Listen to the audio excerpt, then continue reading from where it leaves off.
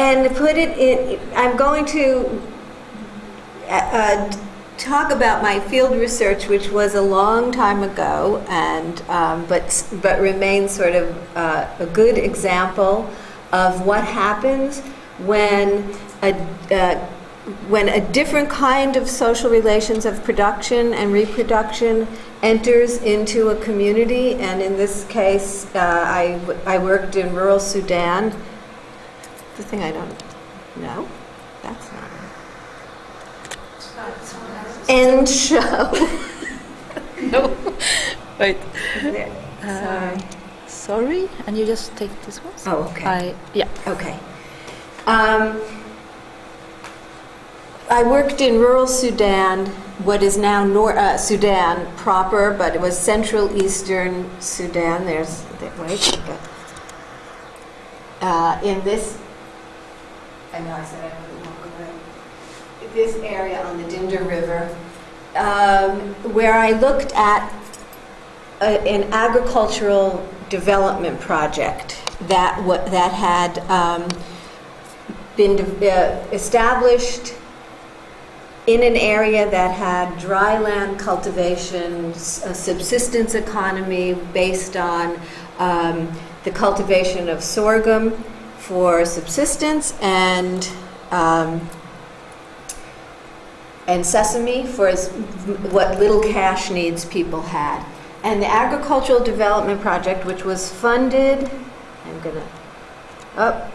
all my different things I'm going to show you,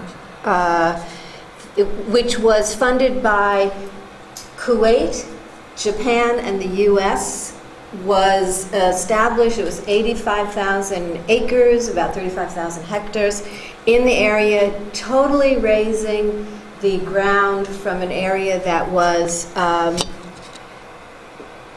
as I said, for cultivating sorghum and sesame, agroforestry, and animal husbandry.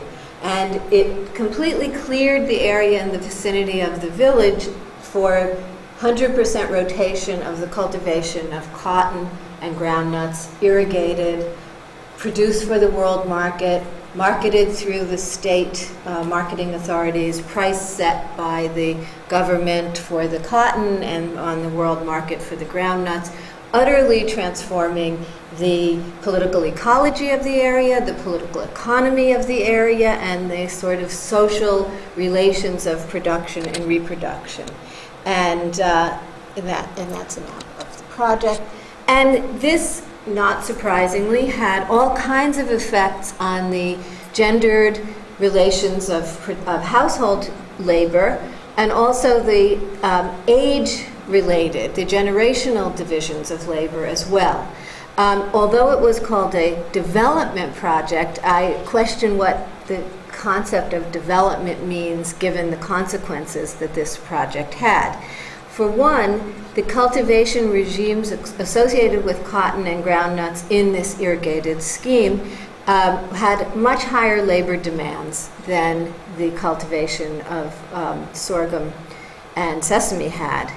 There were irrigation ditches and canals to clear. There were mandated 4 weedings during the course of the year. There was very labor-intensive harvest period, especially of cotton. So it utterly changed the ways people worked in terms of just the farming. But also, having cleared 250 tenancies in the area that amounted to 25, they were 10 acres each, so I'm sorry to speak in acres, but 2,500 acres in the area, there was incredible land degradation in all of the surrounding areas, so that there was a lot more pressure on forest resources. This is a forest. It doesn't look much like a forest. Even though Sudan, this area would have a savanna forest, this was not the sort of forest that had been there before. There was a lot of devegetation because a lot of pressure on the grazing areas that were around the village. There was no more kind of fallowing that had a 10-year fallow period that was customary prior to the project, where animals would graze, where wood would be cut.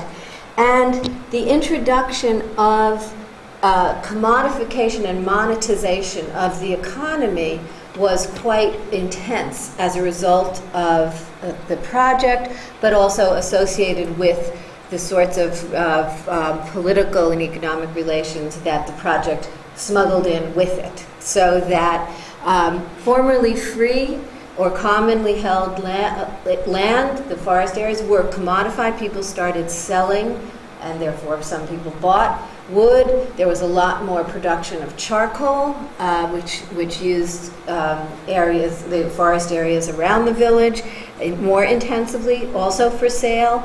I think the most tragic thing for people there, the thing that they always talked about as sort of an incomprehensible sort of scandal, was the commodification of milk. These were people who had been pastoralists and once settled, had combined agriculture and animal husbandry, always had goats around them and a few cows. And as the land was degraded and poor people lost their animals for either because of the inability to graze them nearby, or through animal disease and death, or the need to sell animals one by one to have money to just cover expenses, they no longer had their own milk, a ready supply. And so something as basic to their lives was commodified. And this, once you have commodities, you have desire for commodities, and you have therefore a need for money in increasing amounts. And all of these things combined, which were political economic and political ecological, had profound effects on children's labor time. Because this was an area of Islamic Sudan, there was a gentle form of purdah, but a form of purdah, where there was a preference for women of prime childbearing age, which was from about 15 to 40, to not work outside of the household. And so while in other parts of sub-Saharan Africa, where pressures like this might lead to and historically has led to increased women's work, here it led to intensification of children's work.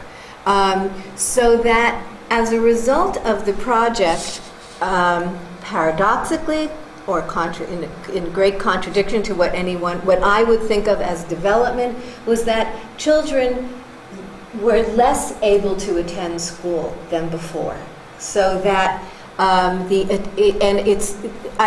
write enrolled, these are the numbers of enrollment. 42% of the boys during the time I did my initial field work, the boys 7 to 12 years old were in school, but only 4% of the girls were, and you can see them in the back of this physical education class, struggling along.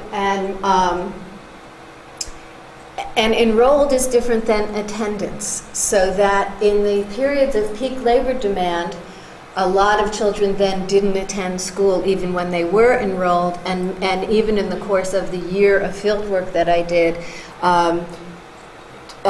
several children dropped out of school or stopped going and said, I'll go back next year, and it was clear that they were either humoring me or themselves or both of us, but it was clear also that they were not going to be going back to school. So they're learning then how to be farmers, how to use the local resources, and those resources are under erasure. And I'm not being melodramatic about this. The environment, the degradation all around was serious and leading to an inability to reproduce the sort of social formation, social life that had been a part of this village's way of life and economy for a century.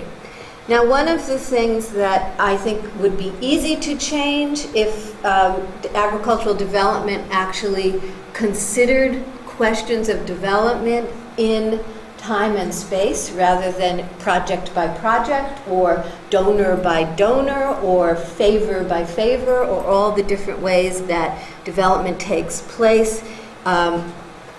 politically, economically, and institutionally, is that there was a static time horizon for this. There was, and many, I was just in a conference at Uppsala about agricultural development, and the donors want a 2 to 3 year kind of results. You know, let me see that this is working quickly. And obviously it's very hard to show results, or the results you show in 2 to 3 years are not going to be sustainable if we want to think about what sustainability really is. And in fact, in this project, in the first few years of its operation, it had cotton yields that approximated those that were in the plan and never were reached again. So that it might even be that you could show results in 2 to 3 years, but never attain them again, given soil degradation, given the lack of spare parts for mechanized cultivation, and given all kinds of labor questions, which I'll talk about in a minute. So, for one thing, as I'm saying, the time horizon was confined to, at best, a single generation. Just show the results and get out of town. The other thing is that it's fixed in space. There were 250 tenancies distributed in this village. There were more than 250 households at the time of the establishment of the project. So automatically some households were relegated to being outside of this social formation. And some of that was by choice.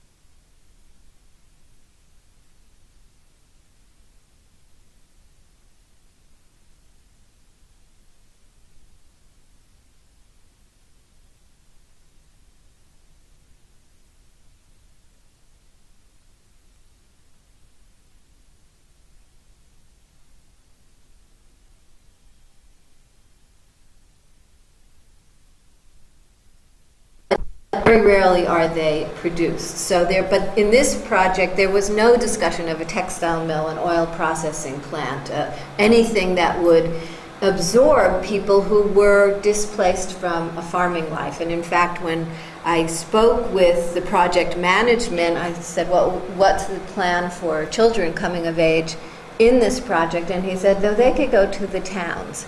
So the idea of dispossession and displacement is built in to most agricultural development projects, and with no attention to whether urban areas can absorb populations that are displaced from the countryside. One of the things that came up in this Uppsala conference was that the difference between the so-called Green Revolution in Africa and Asia is that Asia had industrialization parallel with Green Revolution technologies, and so a demand for labor that was moving to urban areas. Africa does not yet have any such sorts of development in any, and in Sudan, it is one of the most deformed political economy. Even if you like capitalism, it's not working. It's it's been involved in wars, civil war now, just regular war. The effect of having the division of the nation into two is that the civil war is now, I hate to call it a regular war, but it's not a civil war, but it's still a war. So that what might have been invested in industrial development or urban development or infrastructural development was often kind of dumped into war. And it turns out that the original time I did my fieldwork was part of what is now called the Decade of Peace. But of course, when we were there, we thought it was the end of the Civil War. But after the Decade of Peace, the war between North and South cost more than $1 million a day, and then that was before Darfur. So as I say, in the U.S. context about social reproduction and disinvestment in public space and public schools, there is no money. I know that is bad grammar, but it's memorable. There is money. There's money for war. There's money for prisons. There's money for lots of parts of social reproduction, just not certain parts that are about reproducing a differentiated labor force that's healthy, housed, clothed, etc. So in the U.S., just to finish that thought, the average cost per student in a public school is under $10,000 a year, and the average cost of a youth detention is $120,000 a year. So we do have money, and you might have noticed we also spend it in Afghanistan. So in Sudan, there was a war that was absorbing a lot of capital that could have been invested in what I'm calling ancillary projects. So there are intergenerational effects of development that are not considered as part of standard development planning. And there are, as I'm saying, political economic effects of that. So the way that these young people with whom I worked, so I did this study for a year, an ethnographic project looking at children's environmental learning, how they learn to be farmers, how they learn to use local resources, how they agricultural resources, environmental resources, grazing, gathering wild foods, forestry, and agriculture, and found all the ways, as I said, that they're learning quite well how to be farmers and how to sustain a rural political ecology or environment, and they were not going to have access to land, to tenancies, and the environment in which that they were learning to use was, in fact, being so degraded that I, without hysteria, would say it was under erasure. So I mentioned the fixed number of tenancies. People get married and had children starting at about 16 years old in this village. So by the time their oldest child came of age, the parents were still shockingly active, being in their 30s. So there's a long way to go. It's not like you're going to inherit the family farm because your parents are reaching the ripe old age of 60. They are reaching the ripe old age of 40, and there were an average of 5 children per household. And I'm not going to talk about the gender question here, but it was mostly boys who would become tenants if they weren't leaving the area to try and find other kind of work.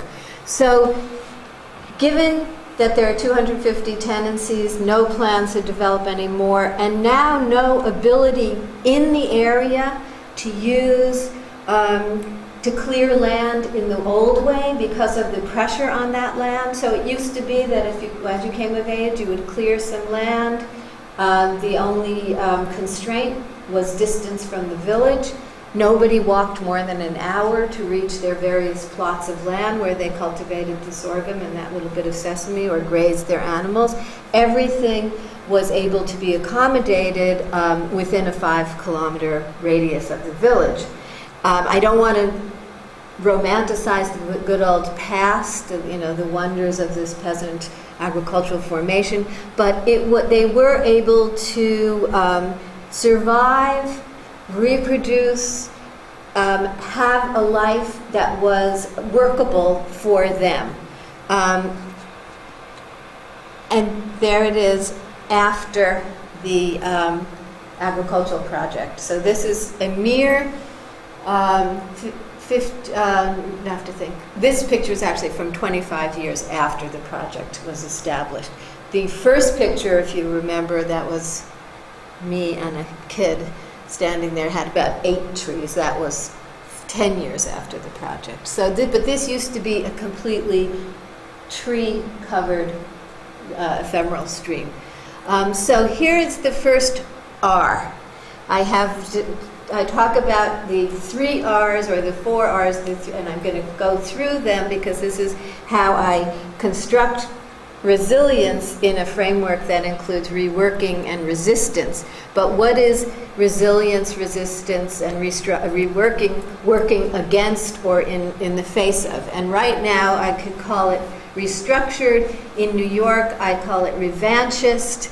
There are different ways of saying a similar thing, which is that global capitalism has its ways of moving through space and time that is about accumulation of capital, dispossession of certain populations, uneven developments that take different forms, so that the restructuring of this area is not only what I've been describing as something where land was taken out of a certain kind of production and put into a political economic formation that was all about selling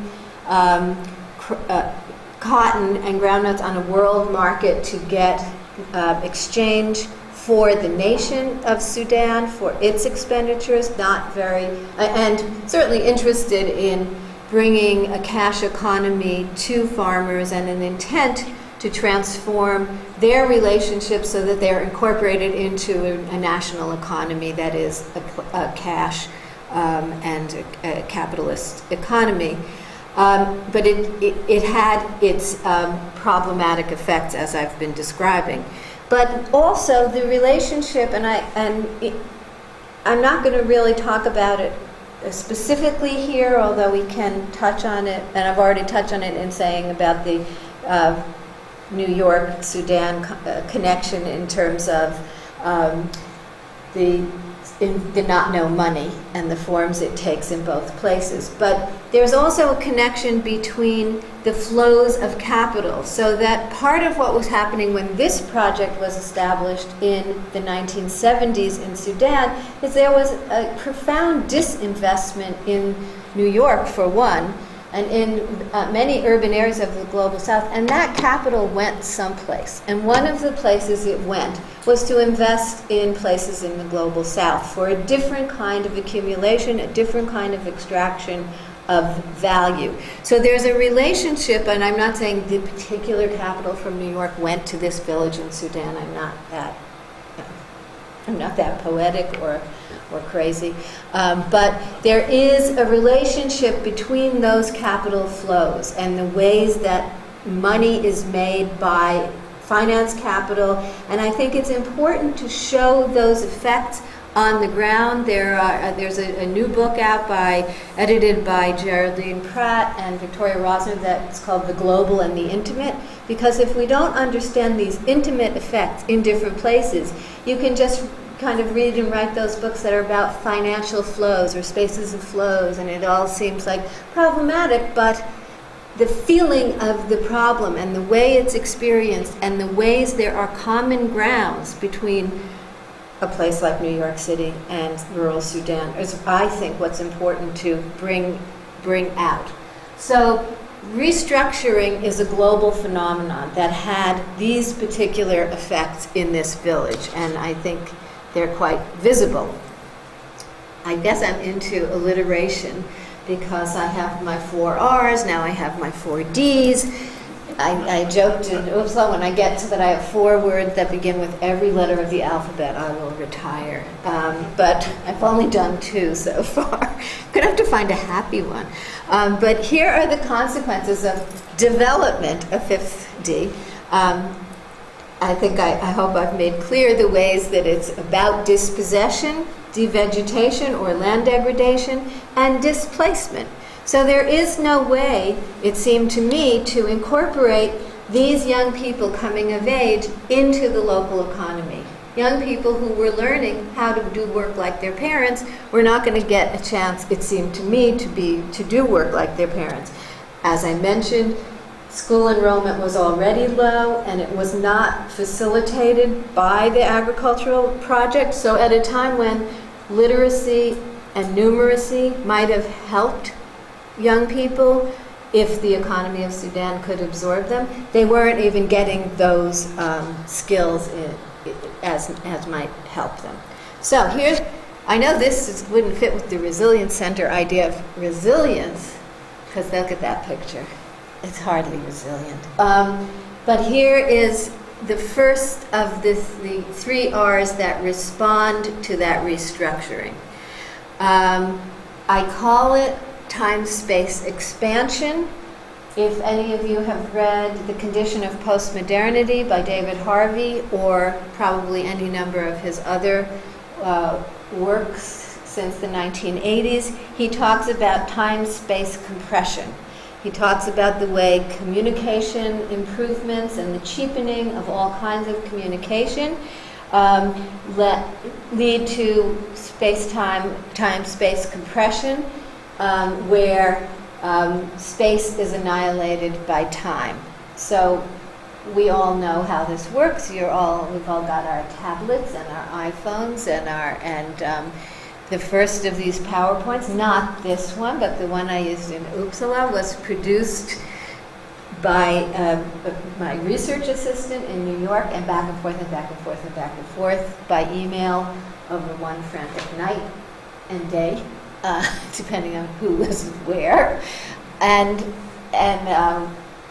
so time-space compression works for me and you, and that's how it feels when you're in Stockholm. But the fallout of time-space compression in poor places is one that I would argue is time-space expansion.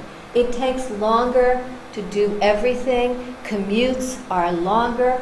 In all kinds of places in the global south, people are finding work but traveling 2 hours, 3 hours. This is true. I know of case studies in Brazil, but I know of many places, and I'm sure you do too in your own work, where the time it takes to find and to just reproduce a household is expanding. So that the fact that there are roads or transportation just enables you to go further to get to find money or to find resources.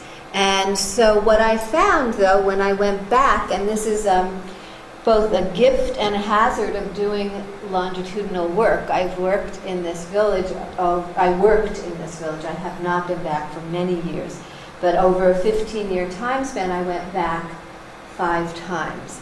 And so I found out the ways I was wrong when I imagined that everyone was learning how to, I didn't imagine this, I learned this, that everyone was learning to use the local resources, but they weren't going to have access to land, and I thought they're all going to be moving to the towns, and they're all going to be part of a kind of urban struggling population looking for housing, looking for work, and not really being quite suited for work. And the areas of, like in Khartoum, the capital city, are full of squatter settlements and underdeveloped housing and infrastructural development. And I imagined that these children would be joining those populations. When I went back and they were in their early 20s, most of them still lived in or near the village, which was completely shocking. But the way they did it was through time-space, what I'm calling time-space expansion.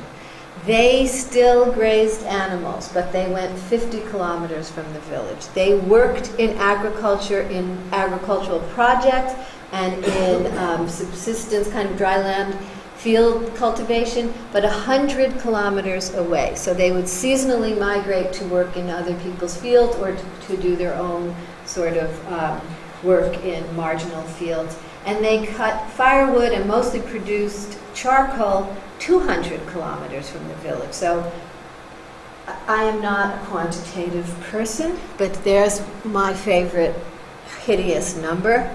I've multiplied the radius, a 5-kilometer radius versus a 200-kilometer radius to have this hair-raising thing, that it took 1,600 times greater area to do what they did before. And that's just to stay in place.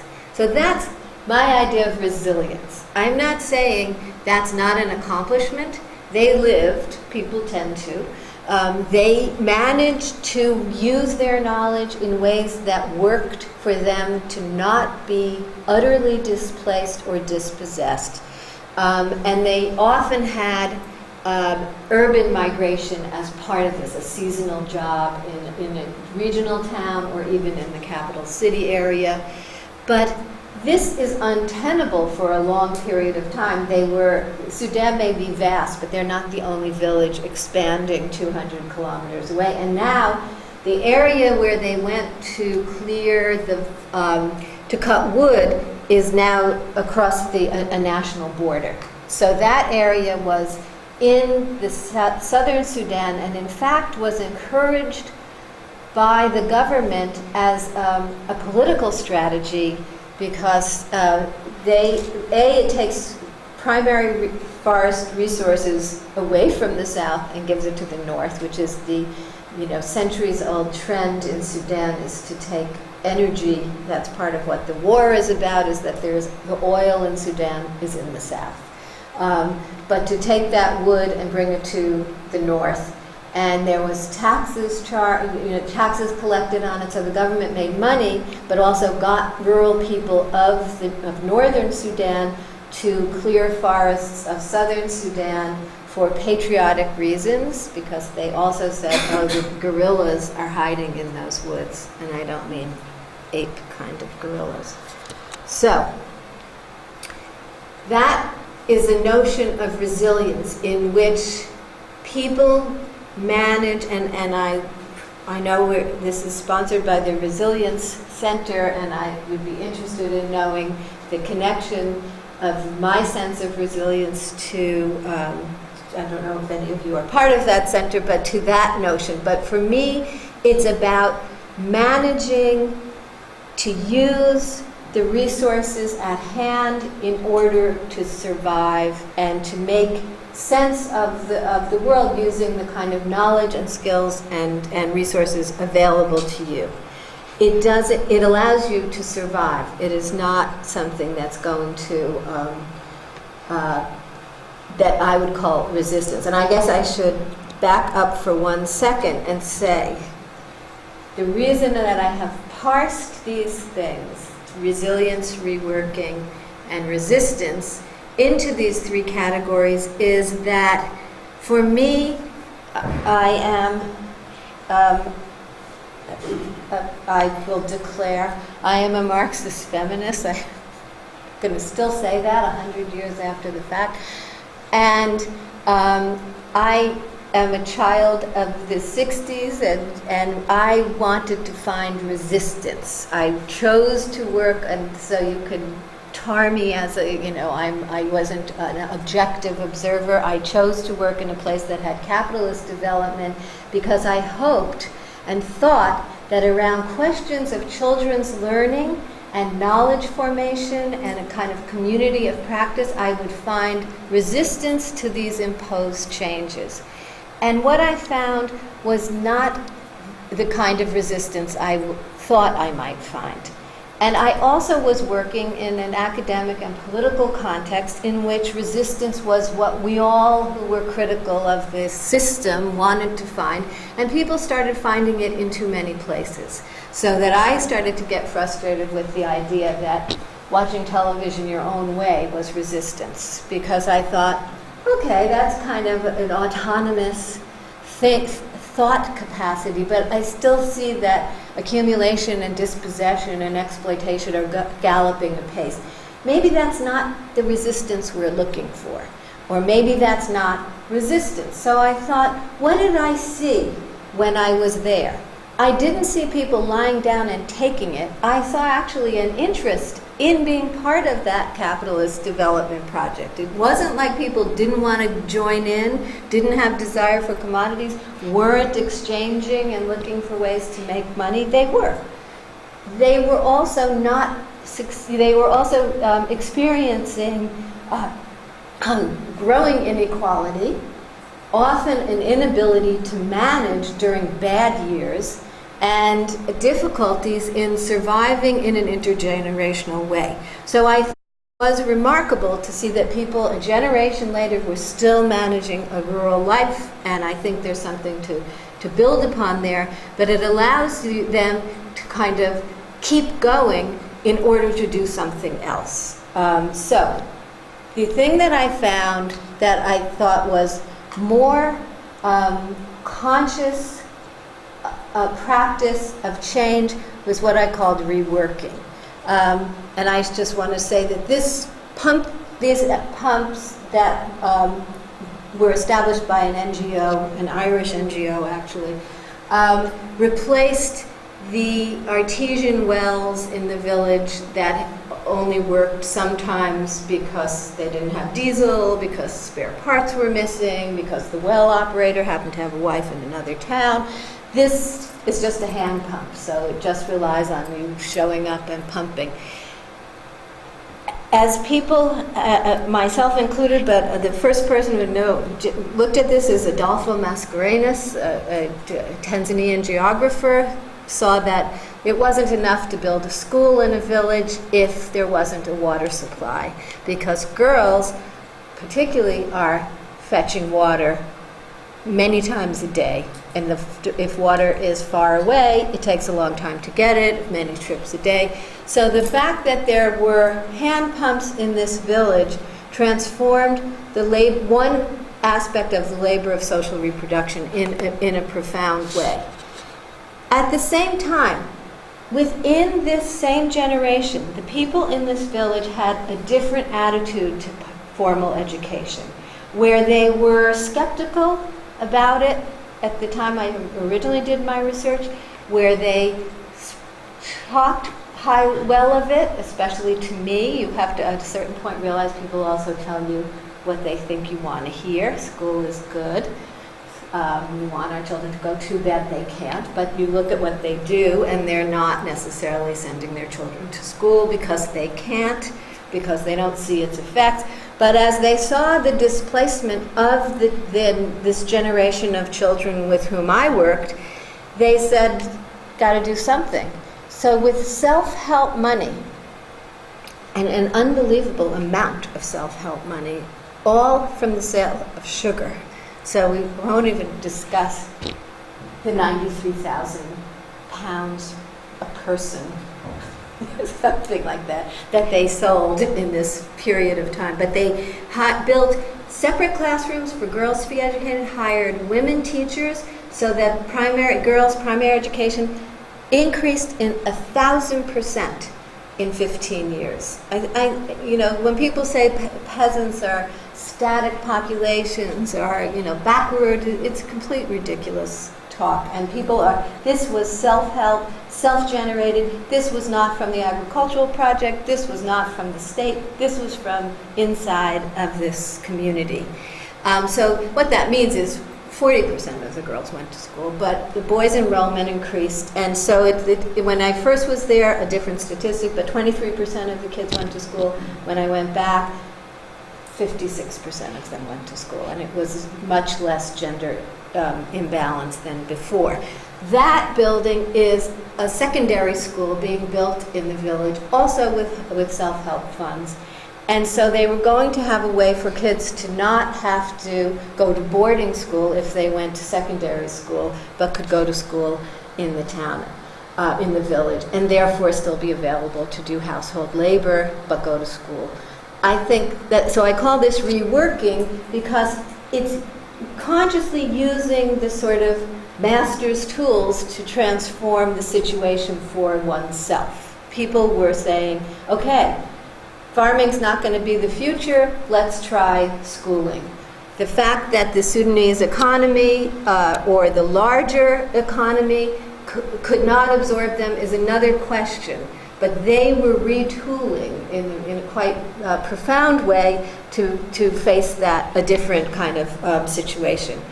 Finally, there was resistance.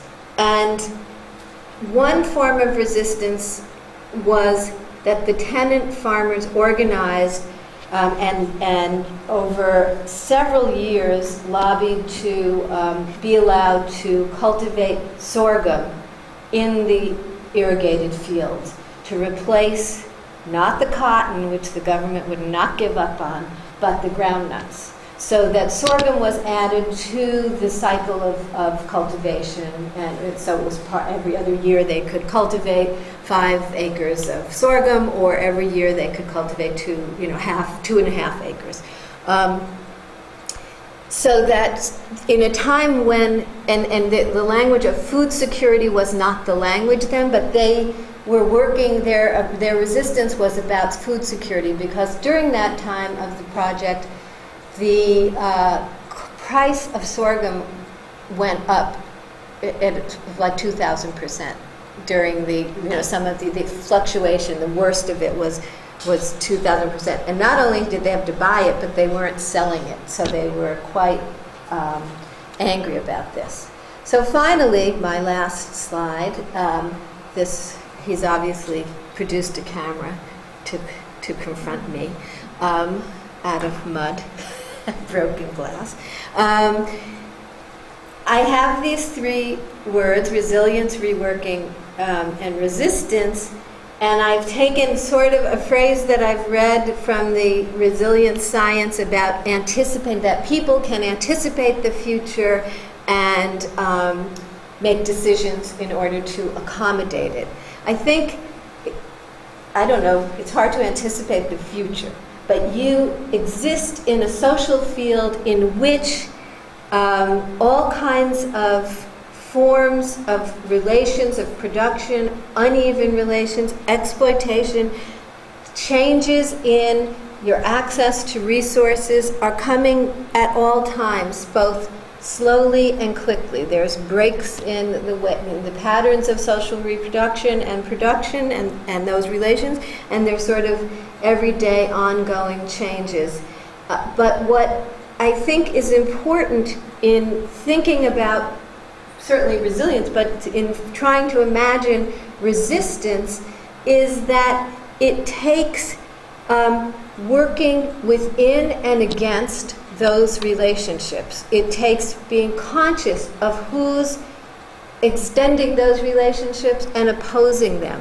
So that I think that resilience is something that enables people to get to breakfast tomorrow, and reworking remakes the conditions in which they may make that or eat that breakfast, but that the conscious appropriation of those relationships are kind of coming to terms with what those are in the way that both one example was the sorghum. Another example is that there was resistance to the war, which I'd be happy to talk about, that mothers did in kind of forming,